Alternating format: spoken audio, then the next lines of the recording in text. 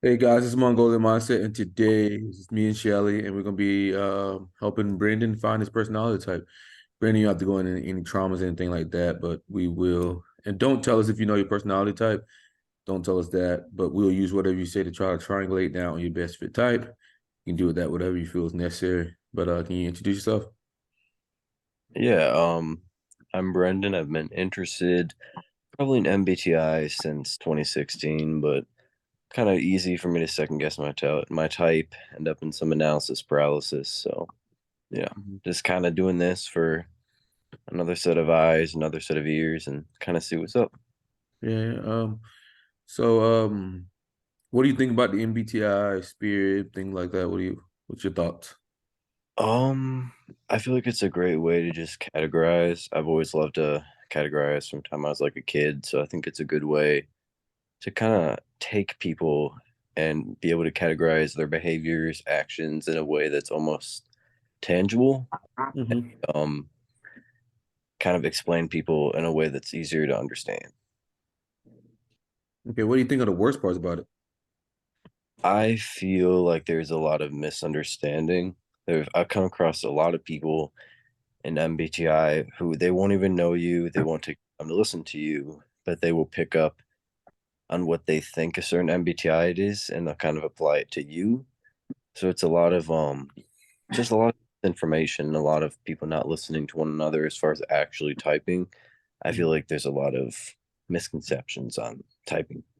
Yeah, I do think that because the thing about MBTI space is you can actually mold it to anything you want to. Really, I could say Shelly is a ISFP if I wanted to, and then I could fucking mold that shit around and say that she's a ISFP. I could fucking turn around and say she's ISFJ and mold that bitch Hmm. around. So you really got to be careful to like that. I And think you might have a hard time with the ISFJ, but okay.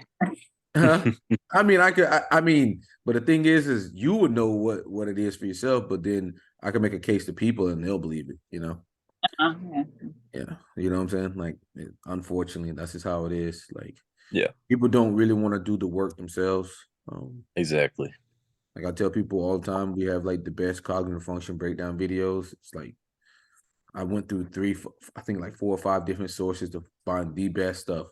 Not even like cherry picking the best stuff, so that like you have no absolute confusion as to what it is. Because there's a lot of content creators that are basically like blog spaces, and if you read their shit, you're gonna be lost and be spinning around. Yep.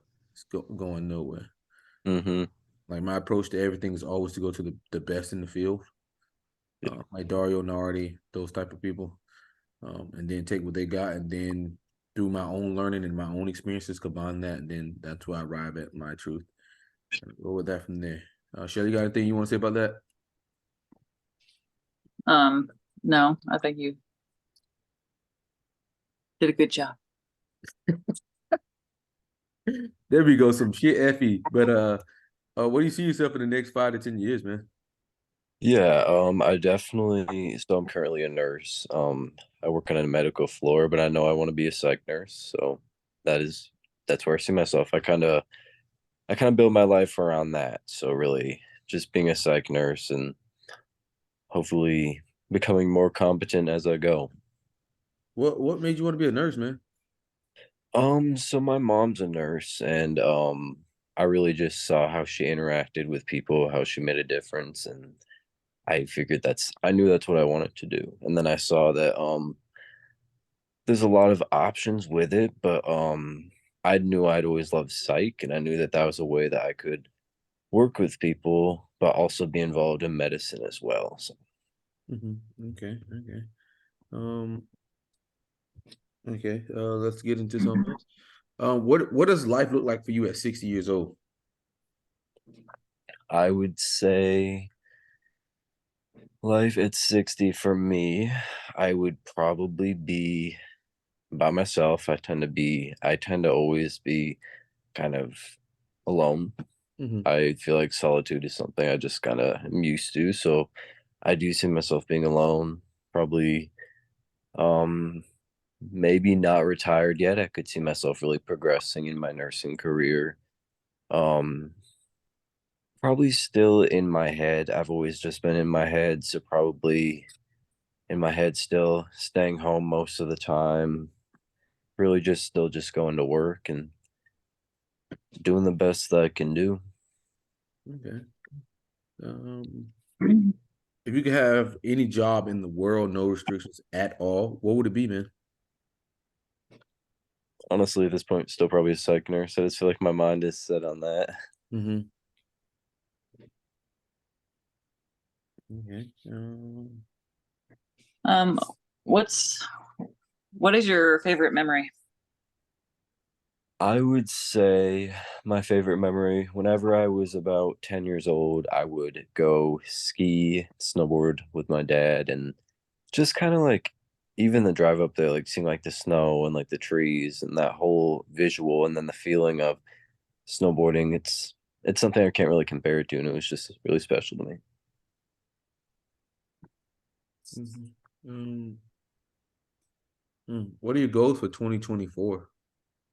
Yeah, so I plan on switching units for my job. I'm going to be starting off on my own apartment, hopefully by summer, and then getting a dog. And yeah, those are definitely the three goals I've set in mind. Okay. What do you think is something that kind of is something you have to tackle all the time? It's kind of tough.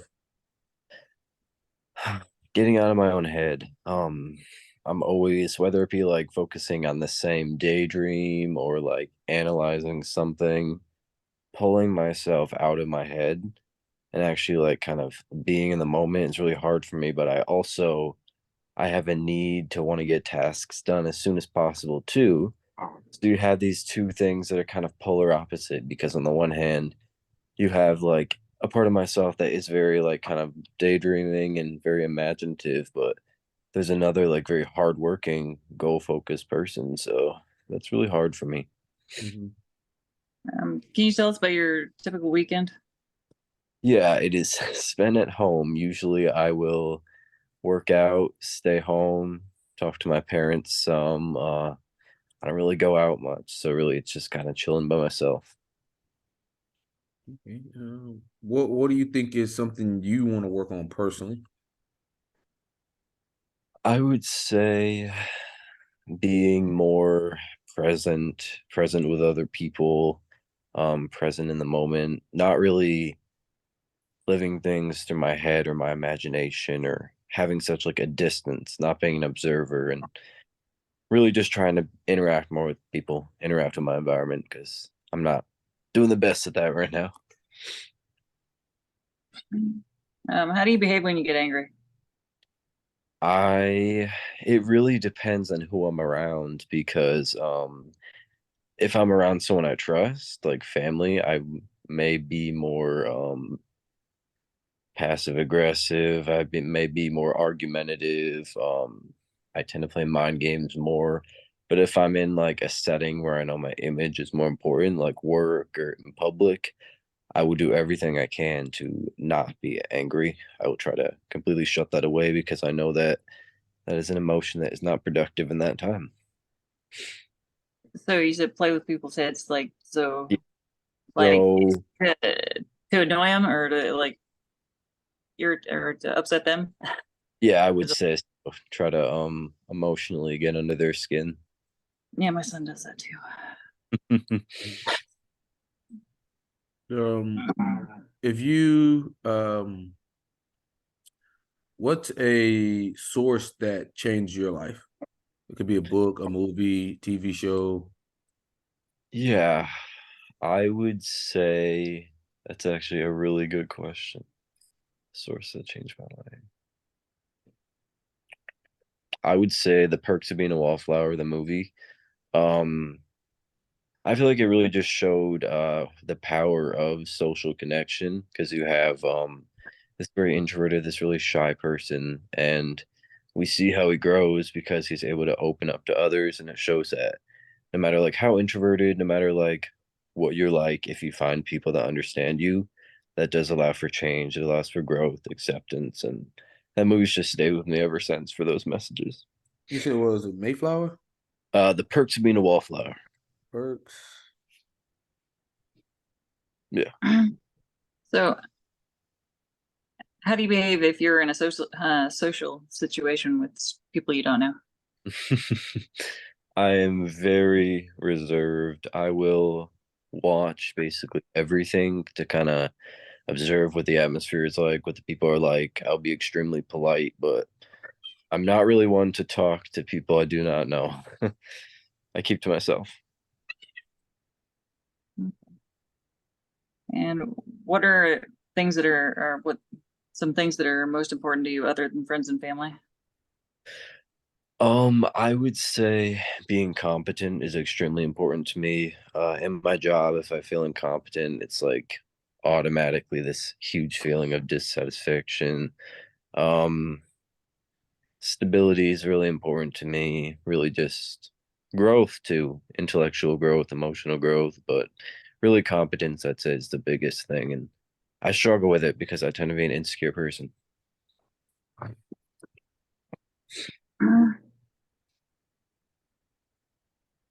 Um, so Okay. what are some behaviors that um, annoy you? I would say people that really have no tact in public. See, I'm a very reserved person, but I still always try to be polite, always try to read the room. There are some people, whether it be people I've worked with, people I've come across that are very they're just very blunt. They're very like on edge. They're very rough around the edges, and I just don't deal well with that. I feel like in public, in certain settings, you should still be friendly. At least you should still be, reading the room. You shouldn't be on edge. You shouldn't be rude to others. That just socially not having tact. It bothers me. What is 3 words your friends would say about you? I would say listener, introspective, and probably empathetic.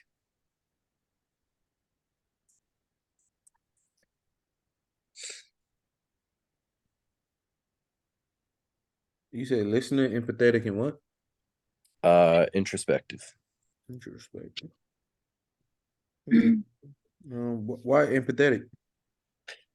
I really try to completely understand where someone's coming from, but I'm also, when I listen to people, there's this part of me that's just kind of able to pick up on like who they are. So I just kind of automatically just kind of flows like, what do I say to this person? Because I can tell like who they are, like what their story is, like why are they acting this way? Why is the behavior kind of happening like this? And then it's like this energy that I can kind of feel that can apply to the conversation, and I'm able to feel kind of why they're acting this way. I'm able to understand like, oh, this is why this person is doing that. That's why they're doing this. Hmm. What are some things that you would find insulting?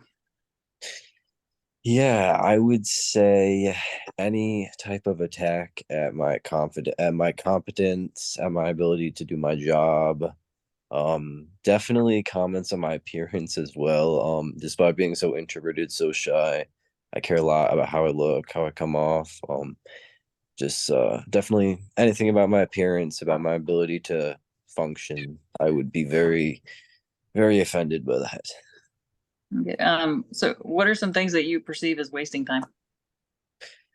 I would say any type of, for example, like TikTok, a social media app like that. I feel like that's a total waste of time. It's very groupthink. It's very non-productive. You're not using your head, something like that. Okay.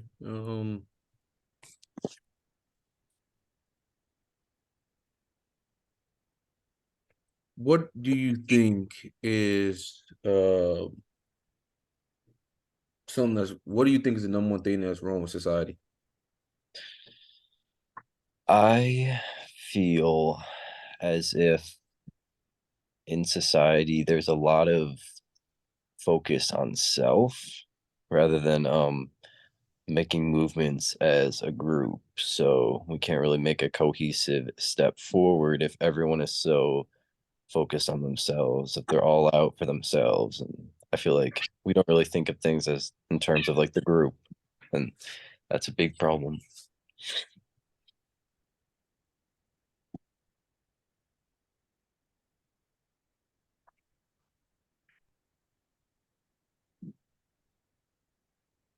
Do you think you've always thought like that, or when did you start?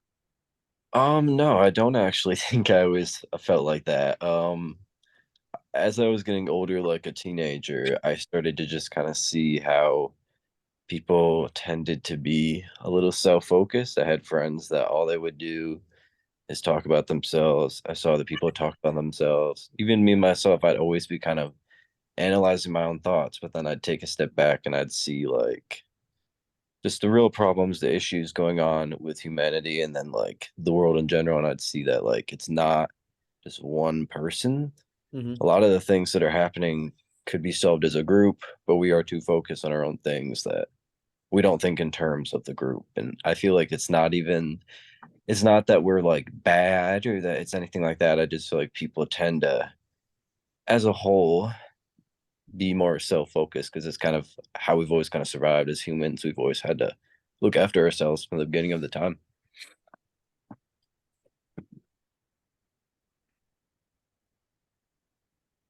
Okay. Um.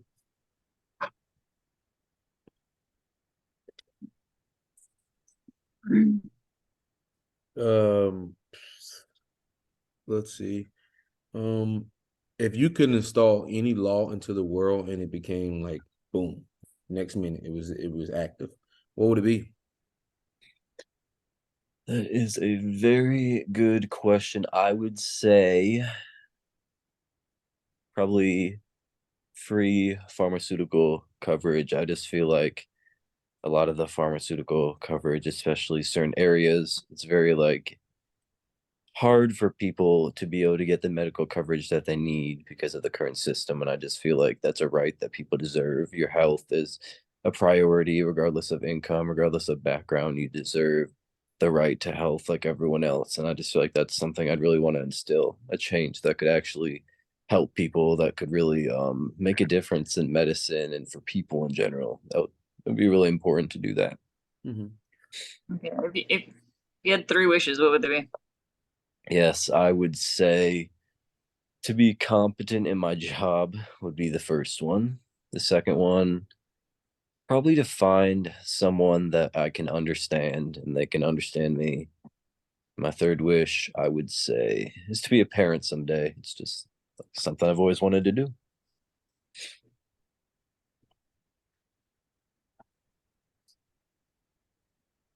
What type of parent you think you would be? I believe I would be a very understanding parent. Really being there for my kid would be the most important thing. Growing up, it's really hard. It sucks. All of us, like, you hit those ages like middle school, high school, it's just confusing. No one knows what's going on. I would actually try to listen to my kid because so many kids just feel like they can't talk to their parents, like they're going through it alone. And I'd want to actually be there for my kid during their journey, help them figure things out. Listen, really, more of a supportive type parent.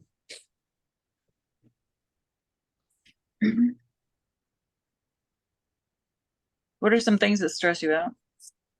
You didn't ask that, right, Oh Mercer? yes.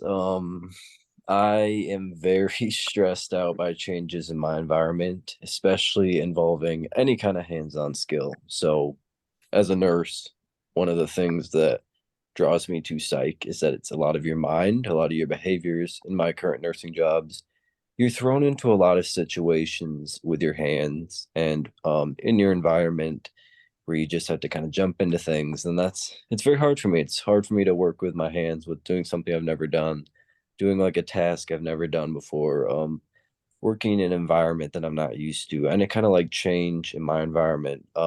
Even like parking in a new place. Like if someone's like, can you go meet us like at blah blah blah? And it's like a new place I've never parked at before.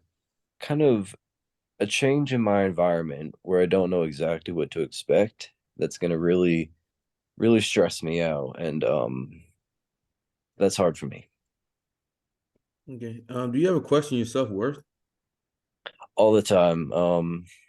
I base a lot of my self-worth off of others recognition and perceptions of me, so I need a lot of validation from others, and I care a lot about kind of how I come off. And it's like, even with MBTI, it was a lot of what others were telling me. So I question my self-worth because so much of my self-worth is built off of others' perceptions of me and like how they see me, and it kind of builds how I see myself.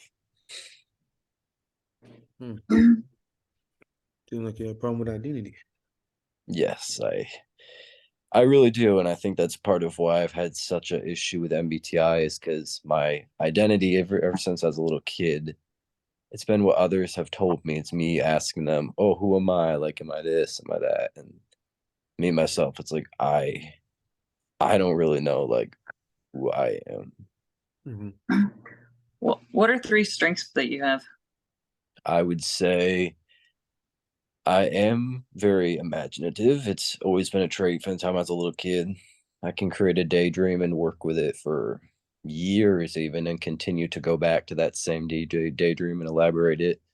I'm a good listener. I love to listen to others, learn about them, hear details about them. I would say I am responsible. I am time oriented. I get my tasks done as soon as I can. It's important for me to still get things done. Can you describe yourself as a child? Yeah, when I was very little, I tended to be by myself. I read all the time ever since I was probably 3 or 4. I would have my mom read with me, and I would spend my time just reading. And I was imaginative then too, so I like to create these little daydreams and write about them. I liked to immerse myself into fantasy worlds. I still love to be outside. I like to hang out with friends, and still despite being so introverted, I like to still like go on trampolines, go do some activities like that. Whenever I started getting further along in elementary, school became everything to me. So even starting from like 5th grade on, being student of the month, getting like all A's, that stuff was really important to me. And I started becoming pretty serious about my future at probably like 4th, 5th grade. And it became my life ever since then. But yeah. How are routines and things for you? I very much need my predictability in my life. I like to know exactly what's going to happen. I like to do the same things. So, like, for example, like I told you guys, I often stay home during the weekends just because that's familiar to me. I like to take the same routes to different places. Disruptions in my routine can be really hard for me, but I still think change is needed. So I realize that I'm not firmly rooted to the ground either. Mm-hmm. What is one skill you would hope the next generation would learn? That is a great question. I would say the ability to still carry on despite trauma, despite obstacles, really just having resilience and learning what it means for you to move forward. You know, the path is different for everyone. Every trauma is different, every experience is subjective. So basically, just learning to have resilience to move forward because we always have to move forward as a society. So figuring out what that means for you. Mm-hmm. If you could be born in any time period, past, future, whatnot, what would you pick?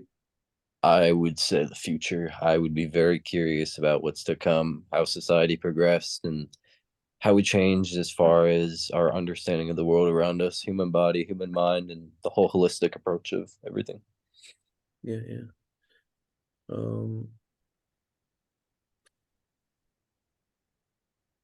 Billy, got anything, or you ready to wrap it up? Um, uh, for the sake of asking questions, I said for the sake of asking questions, I was gonna.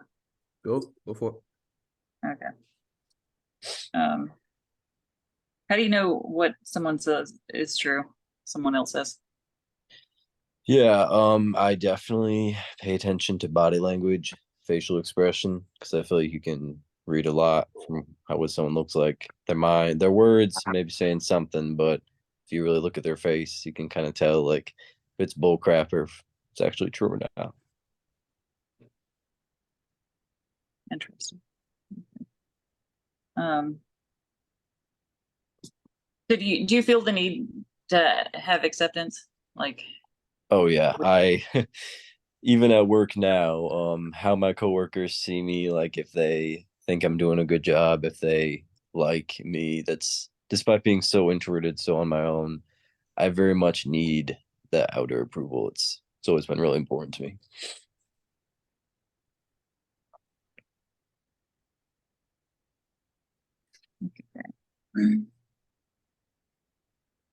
all right, you can go for it, Mercer. You sure you want to take it?